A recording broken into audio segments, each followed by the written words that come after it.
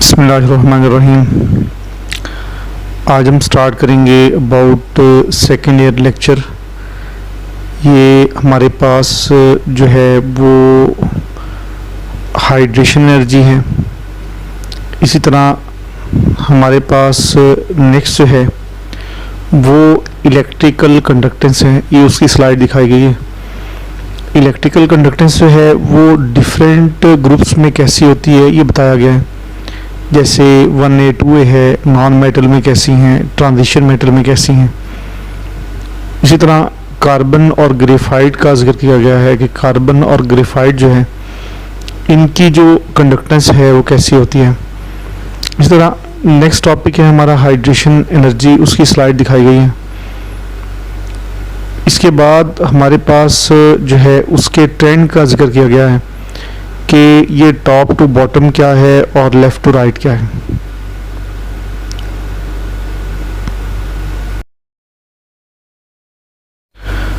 अगर electrical conductance की बात करूं तो ये किसी भी जो हमारे पास एटम है, कोई भी हमारे पास ग्रुप है, उस ग्रुप में जो इलेक्ट्रॉन की प्रेजेंस है, मौजूदगी है और उनकी मूवमेंट जो है, इसे हम जो नाम देते हैं that is called electrical conductance.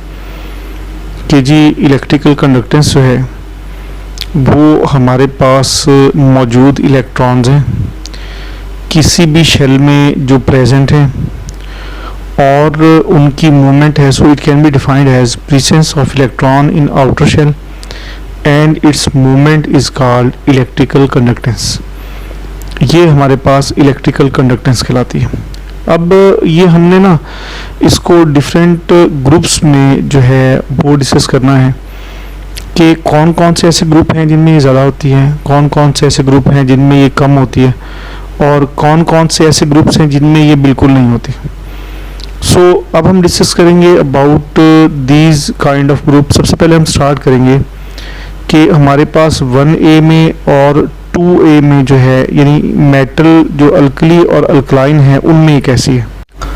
अब 1A और 2A वाले जो हैं ये गुड कंडक्टर्स हैं, लिहाजा इनमें कंडक्टेंस जो है वो इंक्रीज़ होती है जैसे जैसे शेल का साइज़ बढ़ता है। लिहाजा ये टॉप टू बॉटम इंक्रीज़ होती है 1A में और 2A में। और इसी तरह नॉन मेटल में हम ये देख सकते हैं कि ये बजाय बढ़ने के हमारे पास डिक्रीज़ होती है। नॉन मेटल में कंडक्टेंस ना होने के बराबर होती है, लेकिन अगर हम ये बात करें कि हमारे पास जो है नॉन मेटल जो हैं 4A से 7A तक, ये हमारे पास तकरीबन जो है वो नॉन कंडक्टर्स हैं। अब इसके बारे में लिखूंगा कि in non metals 4A and 7A show low conductance, कि ये बहुत कम कंडक्टेंस शो करते हैं। अब तीसरी बात कि ट्रांजिशन जो हैं जो दरमियान में पड़े हुए हैं इनमें भी कोई ख़ास हमारे पास ट्रेंड नहीं है। इलेक्ट्रिकल कंडक्टेंस कैसी है, कोई हमारे पास इसमें जो है वो प्रॉपर पर्टिकुलर जो है वो नहीं है। तो हम इसके बारे में ये कहते हैं जी कि दीज हैव कंडक्टेंस, कि इनमें कंडक्टेंस होती है but there is no special trend. इनमें कोई स्पेशल ट्रेंड हमारे पास नहीं है कि हम ये कह सकें जी कि इनमें इलेक्ट्रिकल कंडक्टेंस पाई जाती है। सो ये ट्रांजिशन एलिमेंट में है। अब हम देखेंगे जी कि हमारे पास कार्बन और ग्रेफाइट का क्वेश्चन आता है जी कि discuss the electrical conductance of carbon and graphite, या why carbon is good conductor while graphite carbon is bad conductor and graphite is good conductor. Exercise में भी है। कार्बन नॉन कंडक्टर है। अगर हम ये बात करें कि ये नॉन कंडक्टर क्यों है तो हम ये कहते हैं जी कि इसके 4 इलेक्ट्रॉन्स हैं वो टेट्राहेड्रली बॉन्डेड हैं, स्ट्रांगली बॉन्डेड हैं। तो कार्बन नॉन कंडक्टर इसलिए है, इट फॉर्म टेट्राहेड्रल बॉन्डिंग, ये टेट्राहेड्रल बॉन्डिंग करती है। While due to loose electron in graphite, हमारे पास जो ग्रेफाइट है इसमें इलेक्ट्रॉन लूज होते हैं, इसीलिए ये हमारे पास कंडक्टर है। और कार्बन जो है चूँकि उसमें टेट्राहेड्रली बॉन्डिंग है वो हमारे पास जो है वो बिल्कुल बैड कंडक्टर है, इतनी अच्छी कंडक्टर नहीं। अब हम स्टार्ट करेंगे about hydration energy. Hydration energy simple 1 mole H positive ion को इतने वाटर में डिज़ोल्व करना है कि हमारे पास कोई भी डाइल्यूट सॉल्यूशन बन जाए, यानी कि हमने गैसियस डाइल्यूट सॉल्यूशन बनाना है सो दैट हमारे पास जो सॉल्यूशन बनेगा वो गैसियस बनेगा। इसमें जो एनर्जी इवॉल्व या एब्जॉर्ब होती है that is called hydration energy. इसको मैं इस तरह से डिफाइन करूँगा, amount of energy evolve or absorbed when 1 mole of H positive ion or gaseous ion is dissolved in so much water कि हम उसे इतने पानी में हल कर रहे हैं कि हमारे पास कोई नेट हीट चेंज नहीं है। In so much water to form dilute solution, हमारे पास जो रिज़ल्ट है वो क्या है भाई, हमारे पास गैसियस डाइल्यूट सॉल्यूशन है। So this energy which is liberated और absorbed is called hydration energy. इसे हम जो नाम देते हैं that is called hydration energy. ये हमारे पास हाइड्रेशन एनर्जी है। अब हमें डिस्कस करना है जी कि इसके हमारे पास जो ट्रेंड्स हैं वो क्या हैं। ये डिपेंड करती है अबाउट चार्ज।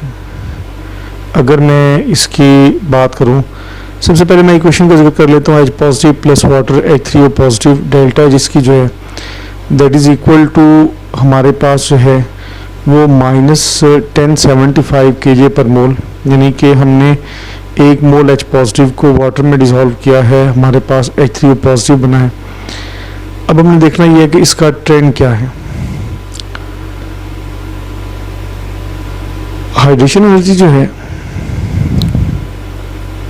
इसका ट्रेंड ये है कि इट डिक्रीजेस,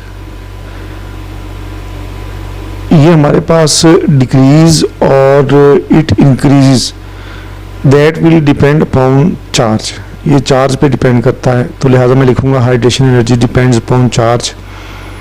अगर चार्ज डिक्रीज होता है, जैसा कि हम देखते हैं कि टॉप टू बॉटम वो कम होता है, कंपैरेटिवली लेफ़्ट टू राइट वो बढ़ता है, तो हम ये देखते हैं कि ये भी अगर चार्ज कम हो रहा है तो ये भी कम हो रही है, और इसी तरह अगर चार्ज बढ़ रहा है तो ये भी बढ़ रही है।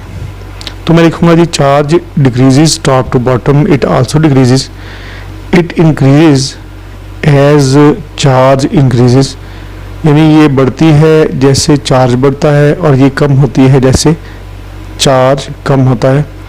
तो ये हमारे पास this is all about hydration energy और उसकी equation and its trends period में और ग्रुप में।